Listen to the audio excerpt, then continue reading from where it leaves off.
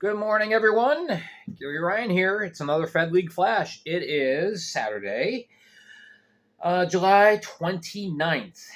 And still 73 days away from Fed hockey. Yes, I'm counting the exhibition game because that's the first Fed game of the year.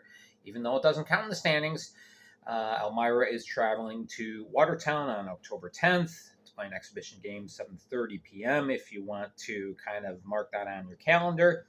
The first regular season game is the following Friday. Binghamton travels to Elmira for the opening season, regular season game. If it makes you feel any better, because that's still a long way away, the KHL starts in just 34 days. Yeah, Siska is traveling to Akbars. So if you're into the KHL, which I am. All right, so we still got a ways to go, which is good news for some teams and bad news for other teams. Not bad news, but it's just long. All right, first, though, I want to mention we did have a player transaction, a signing that happened late yesterday. An original Danbury hat trick is returning to the Rabbits. Yes, the Hat Tricks had signed a player named Nick DeNicola. So Italian. and he is, too, by the way. He re-signed, if you will, with the team. He was one of the original Hat Tricks in the Hat Tricks' first season and played very well in the very brief time that he was in Connecticut. 5 games played, 5 goals, 2 assists, including the first hat trick in hat trick history. Everybody took notice, and suddenly he was off to the SPHL. He bounced around the league a little bit there, played with Pensacola, Knoxville, Fayetteville, Huntsville, Quad City. So half of the league he's played for. And then the last 2 years, he's been playing over in Italy and playing very well, as a matter of fact. 30 games played, 28 goals, 35 assists. That's 63 points. That's over 2 points per game. And, he's not just got the talent to score. He's also got the brains, as he served as a player/coach last year.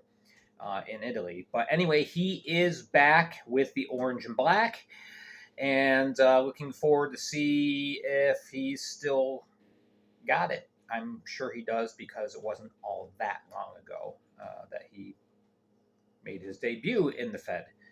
So there's that. All right, that gets us to the main point of today's video. A lot has happened. Especially the last week, and some things have not happened, and some things just make me go, what? Or think a little bit, kind of, I wonder. So here's some puck ponderings that I have. 5 questions that have come up in my mind, and some other people's minds, too. I've seen some feedback, and so... Here we go. First one, we just had the reveal of the Blue Ridge Bobcats, formerly the Virginia Hoosiers. I'm not going to let that go. But anyway, big name reveal, big go-go and color scheme and all that. And some people said, wait a minute, it looks awfully familiar. Bobcats, Barry Soskin, what are you doing? So, only Barry knows, but people are wondering, was this a dig at Danville? If you remember, there was talks earlier this summer about possibly the FPHL coming back to Danville. And Barry Soskin led the charge, trying to get a deal done with the David S. Palmer Arena Board in Danville. It didn't pan out. Backstory... Danville Dashers were a fixture in the league for 10 years. Then the arena board said, yeah, we don't want you here anymore. We want to go with an SPHL team, which failed. The Vermilion County Bobcats. Go-Go looks very similar. Color scheme's different, but some people have commented that Well, the name choice and the logo is kind of curious. So was that a dig? Only Barry knows for sure. But nonetheless, yeah, I think in the grand scheme of things, Bobcats is better than Who's It's. All right, next question. The other new team coming into the league this year, the Baton Rouge Zydeco. People are asking, what happened to head coach? We've never seen a head coach announced. When the Bobcats were announced this last week, they kind of reintroduced their head coach, Wojtek Simlica, who was announced a few days earlier, but this was kind of like the official, this is our head coach. That never happened with Baton Rouge. I went looking on the webpage, seeing if, maybe just by an oversight, they forgot to mention, oh, yeah, we have a head coach. No, nothing listed on the website. What is listed on the website, and I found this interesting, is their star offensive talent, Parker Moscal, who signed a contract a few days ago. He's working with the staff as heading up corporate sales. So good on Parker. He's got something to do until puck drops.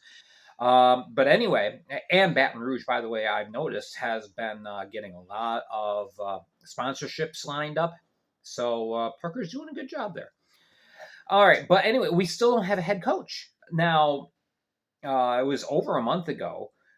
Travis Ridgen on his podcast, Slinging the Biscuit, he announced or he'd gotten information that Trevor Karasevich was going to be the head coach.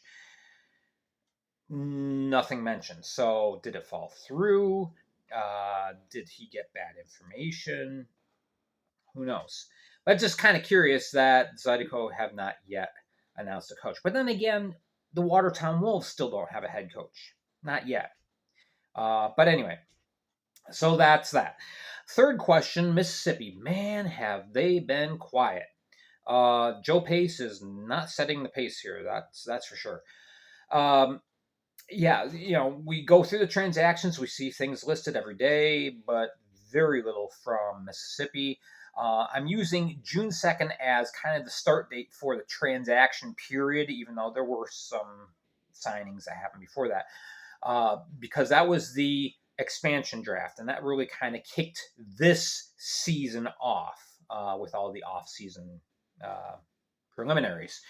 But okay, so you see day after day, Elmira signed, Binghamton signed, Port Huron signed. Not seeing that from Mississippi, and it's just kind of weird. They have had a total of 7 transactions since June 2nd. So for Mississippi, it's a good thing there's still 73 days to go, because they're just very, very slow, it seems, to get things going. So here's the complete list of transactions of players that are signed. They selected in the dispersal draft Tyson Lambert. He's signed. They re-signed Connor Lind. They re-signed Lucas Helland recently. They signed goaltender Liam Murray. They signed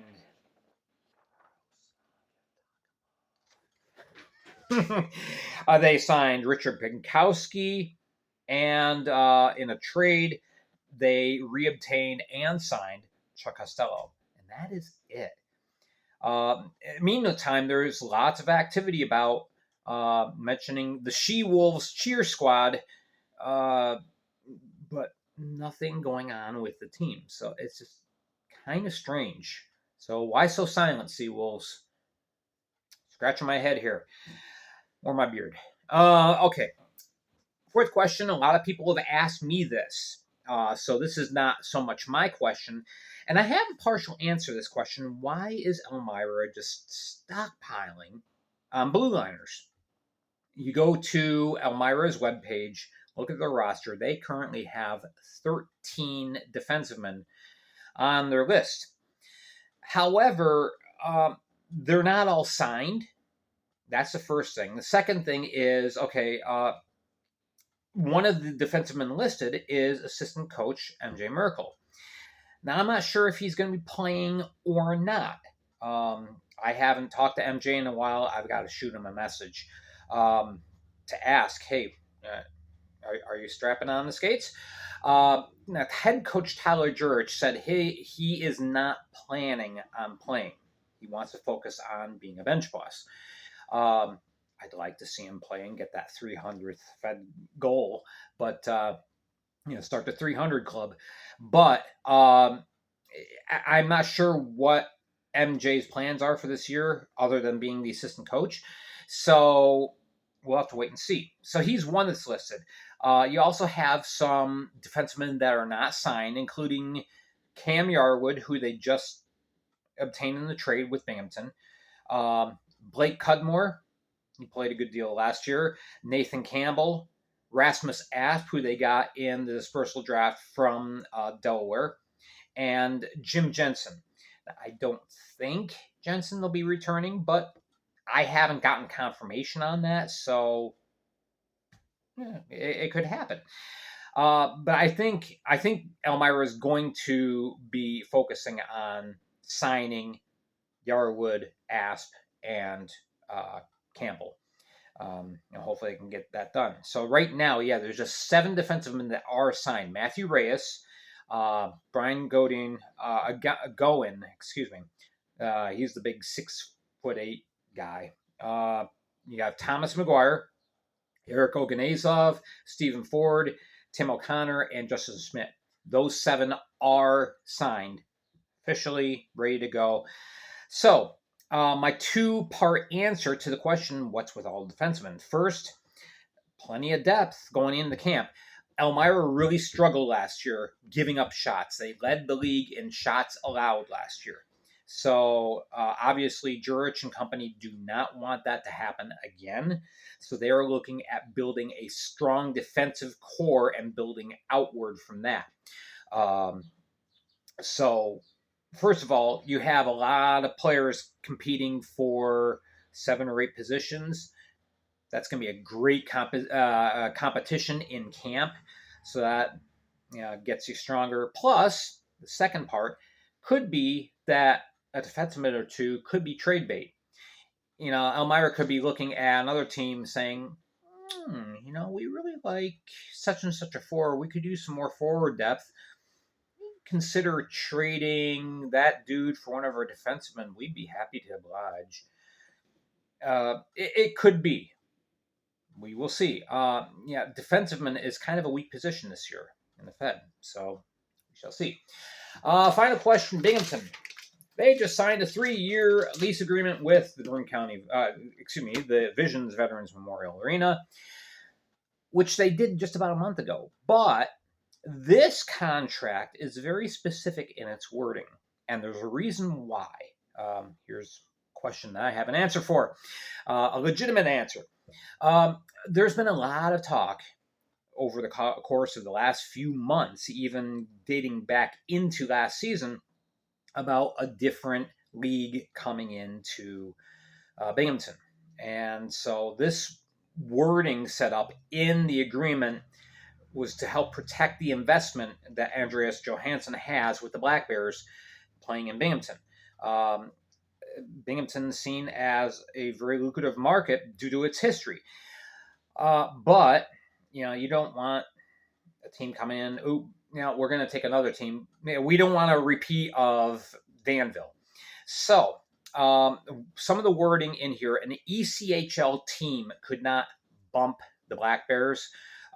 Somebody else came in and said, hey, I want to bring an ECHL team into Binghamton. Not happening. That has been explored in the past. And so, again, protect the investment. Now, an AHL team could come in and bump the Black Bears, but I don't think that's very likely. The AHL market has changed. AHL is looking at big cities, teams that are close in proximity to the parent clubs. So I don't think that's going to happen. There's also the D1 team that's coming into Binghamton University next year. Are they going to play in the same arena? Probably not. Quote from Johansson.